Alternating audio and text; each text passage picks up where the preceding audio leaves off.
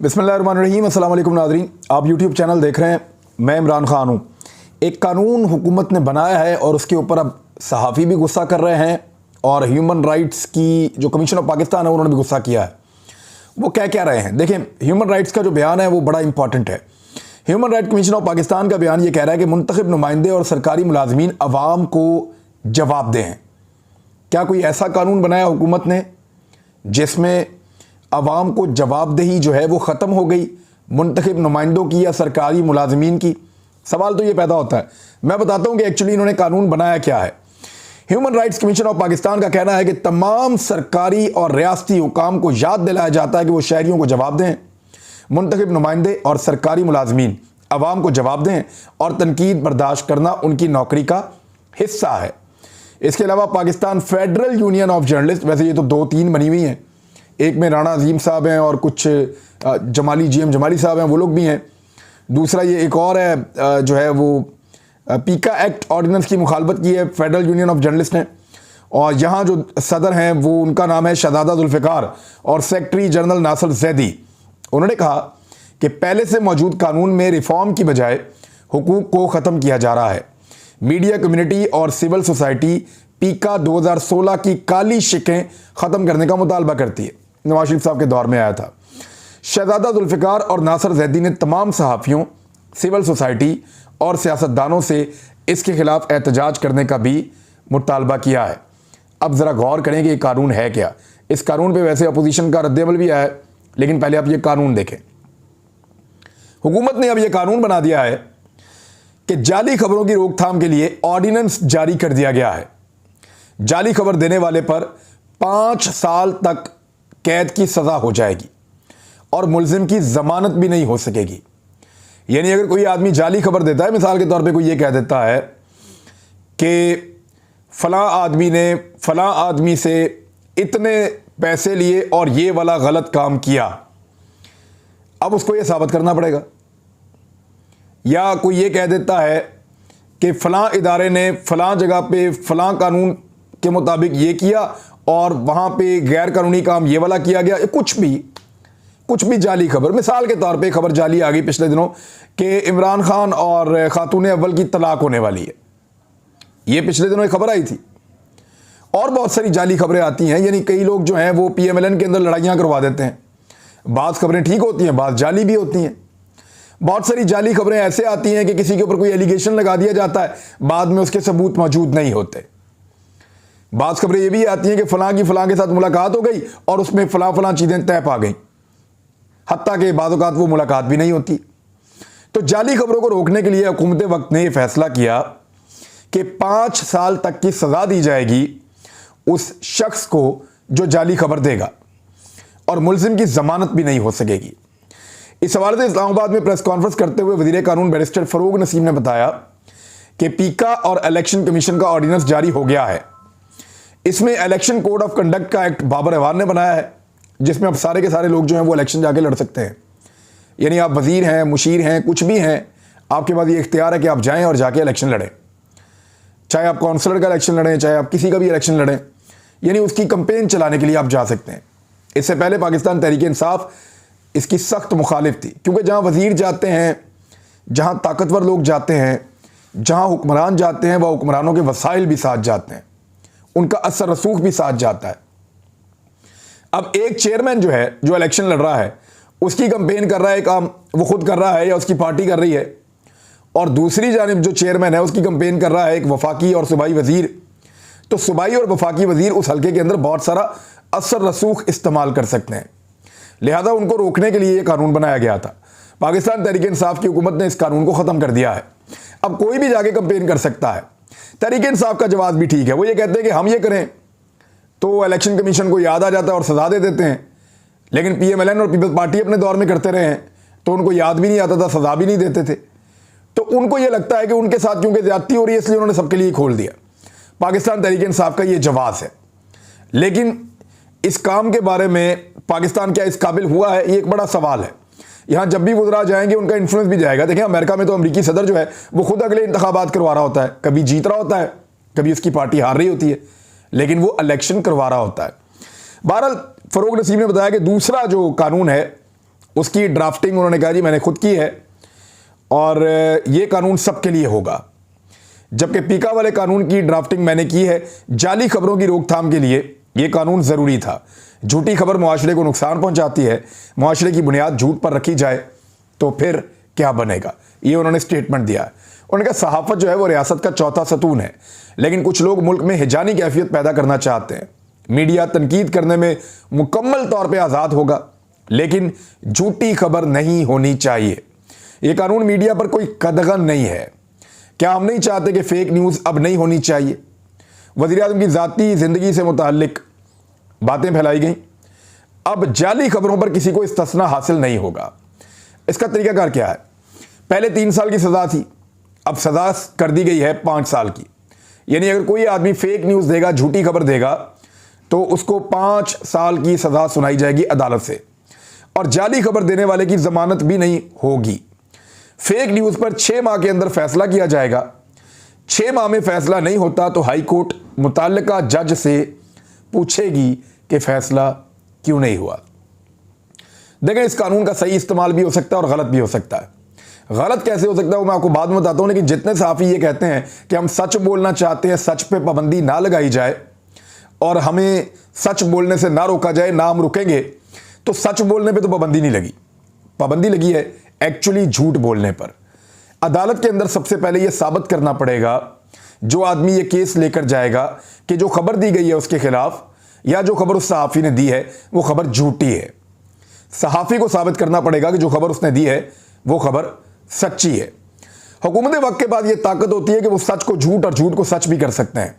यानी वो लोगों को खरीद सकते हैं, लोगों को लालच दे सकते हैं, लोगों को कंट्रोल कर सकते हैं। और ये माजी में होता चला आया है और बार बार होता चला आया है। सहाफ़ियों के लिए बड़ा टफ काम हो जाएगा पाकिस्तान जैसी जगह के ऊपर जहां पे सोर्सेज से ज़्यादातर खबरें दी जाती हैं, तो फेक न्यूज़ के खिलाफ एक्शन तो ज़रूर होना चाहिए, लेकिन उसका एक क्राइटेरिया बनना चाहिए कि किस तरीके का एक्शन होगा, किस नौइयत की खबरों के ऊपर एक्शन होगा। अब ये ना हो कि बहुत सारे सहाफ़ियों से बदला लेने के लिए इसको इस्तेमाल किया जाए, और ये इस्तेमाल किया जाएगा क्योंकि मरीम नवाज साहिबा ने एक स्टेटमेंट दिया है। उन्होंने कहा ट्वीट करते हुए कि ये हुकूमत जो भी कानून बना रही है, कहने को तो मीडिया और अपोजिशन की आवाज़ बंद करने के लिए है, मगर ये कवानीन इमरान खान एंड कंपनी के खिलाफ इस्तेमाल होने वाले हैं। फिर ना कहना बताया नहीं। देखें, मुल्क के अंदर कितने अच्छे कानून मौजूद हैं। मुल्क के अंदर एहतसाब के कवानीन मौजूद हैं, मुल्क के अंदर हर तरह के कवानीन मौजूद हैं, लेकिन इसके बावजूद नवाज शरीफ साहब कहाँ हैं? बरतानिया में। शहबाज शरीफ साहब कहाँ हैं? बाहर। मरीम नवाज साहिबा कहाँ हैं? उन्होंने कश्मीर की कंपेन की, गिलगित बल्तिस्तान की कंपेन की, उन्होंने तमाम इलेक्शंस की कंपेन की। अब वो अगले इंतखाबात की तैयारी कर रही हैं, लॉन्ग मार्च की तैयारी कर रही हैं। वो अपने वालिद की अयादत के लिए जेल से बाहर है।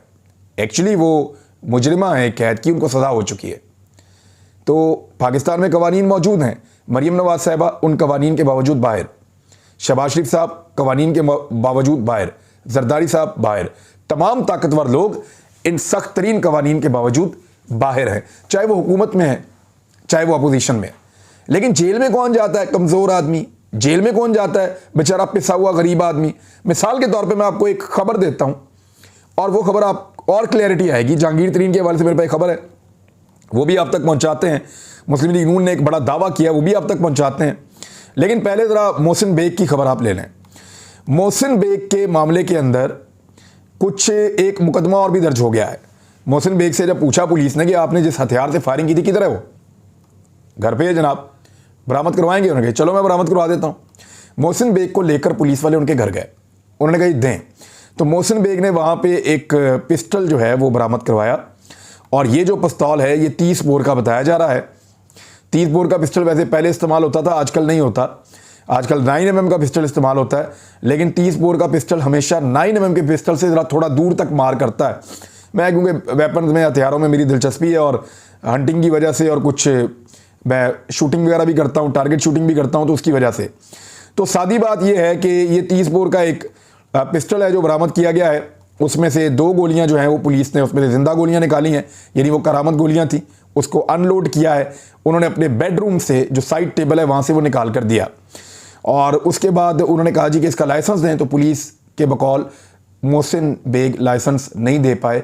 वो नाजायज़ असला था जिसके बाद उनके ऊपर एक और मुकदमा दर्ज किया गया कि नाजायज़ असला उन्होंने अपने पास रखकर जुर्म का इर्तिकाब किया है, जिस पर उनके खिलाफ एक मुकदमा दर्ज कर दिया गया है और ये इनको फिर मजिस्ट्रेट के सामने पेश किया गया और ये सारा मामला ऐसे चल रहा है। इससे पहले भी उनके ऊपर दहशतगर्दी की दफात के तहत भी मुकदमा दर्ज है।